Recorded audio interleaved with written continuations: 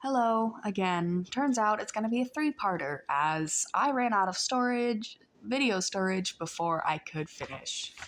Well, this is going to be a very short one and just a little additive.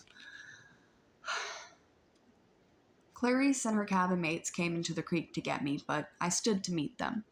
I knew what to do. I swung the flat of my sword against the first guy's head and knocked his helmet clean off. I hit him so hard I could see his eyes vibrating as he crumpled into the water.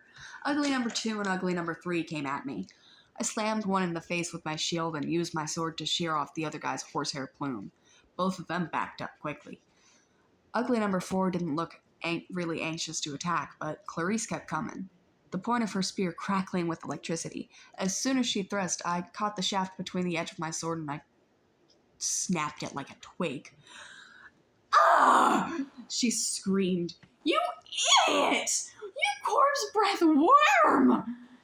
She probably could have said worse, but I smacked her between the eyes with my sword butt and sent her stumbling backward out of the creek. Then I heard yelling, elated screams, and then I saw Luke racing towards the boundary line with the red team's banner lifted high. He was flanked by a couple of Hermes kids covering his retreat and a few Apollo's kids behind them, fighting off the Hephaestus kids. The Ares folks got up and Clarice muttered a dazed curse. "A trick! It was a trick!" she shouted. They staggered after Luke, but it was too late. Everyone converged on the creek as Luke ran across into friendly territory. Our side exploded into cheers. The red banner shimmered and turned into silver. The boarhead and spear were replaced with a huge caddis, a symbol of Cabin 11. Everyone on the blue team picked up Luke and carried him around on their shoulders. Chiron cantered out from the woods and blew the conch horn. The game was over. We'd won. I was about to join the celebration when Annabeth's voice was right next to me, and the creek said, "Not bad, hero." I looked, but she wasn't there. "Where the heck did you learn to fight like that?" The air shimmered and she materialized, holding a Yankees baseball cap as if she'd just taken it off her head. I felt myself getting angry. I wasn't even fazed by the fact that she'd just been invisible. "You set me up. You put me here because you knew Clarice would come after me. Well, you sent Luke around the flank. You had it all figured out." "I told you, Athena always has a plan. A plan to get me pulverized." "I came as fast as I could. I was about to jump in, but..." She shrugged. "You didn't need help." Then she noticed my wounded arm. "How did you do that?" "Sword cut," I said. "What do you think?" "No, it was a sword cut. Look at it." The blood was gone. Where the huge cut had been, there was a long white scratch, and even that was fading. As I watched, it turned into a small scar and disappeared. I don't get it," I said. Annabeth was thinking hard. I could almost see the gears turning. She looked down at my feet, then at Clarice's broken spear. She said, "Step out of the water, Percy." "What?" "Just do it." I came out of the creek and immediately felt bone tired. My arms started to go numb again. My adrenaline rush left me and I almost fell over, but Annabeth steadied me. "Oh, sticks," she cursed. "This is not good. I assumed it would be Zeus." Before I could ask what she meant, I heard that canine growl again, but much closer than before. A howl ripped through the forest. The campers' cheering died instantly. Chiron shouted something in ancient Greek, which I would realize only later I had understood perfectly. "Stand ready! My bow!" Annabeth drew her sword.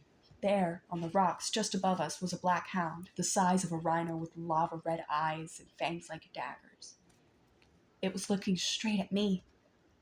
Nobody moved except Annabeth, who yelled, "Percy, run!" She tried to step in front of me, but the hound was too fast. It leaped over her, an enormous shadow with teeth. Just as it hit me, as I stumbled backwards and felt its razor-sharp claws ripping through my armor, there was a cascade of twacking sounds, like 4 pieces of paper being ripped one after another. From the hound's neck sprouted a cluster of arrows. The monster fell dead at my feet. By some miracle, I was alive. I didn't want to look underneath the ruins of my shredded armor. My chest felt warm and wet. I knew I was badly cut. Another second and the monster would have turned me into hundreds of pounds of delicatessen meat. Chiron trotted up next to us, bow in hand, his face grim. "The Immortalis," Annabeth said. "That's a hellhound from the Fields of Punishment. They're not supposed to." "Someone summoned it," Chiron said. "Someone inside the camp," Clarice yelled. "It's all Percy's fault! Percy summoned it!" "Be quiet, child." We watched the body of the hellhound melt into the shadows, soaking into the ground until it disappeared. "You're wounded," Annabeth told me. "Quick, Percy, get into the water." "I'm okay." "No, you're not," she said. "Chiron, watch this." I was too tired to argue. I stepped back into the camp, the whole camp gathering around me. Instantly, I felt better. I could feel the cuts on my chest closing up. Some of the campers gasped. "Look, I don't know why," I said, trying to apologize. I'm sorry, but they weren't watching my wounds heal. They were staring at something above my head. "Percy?" Annabeth said, pointing. By the time I looked up, the sign was already fading, but I could still make out the hologram of a green light spinning and gleaming. A three-tipped spear. A trident. "Your father," Annabeth murmured. "Oh, this is really not good."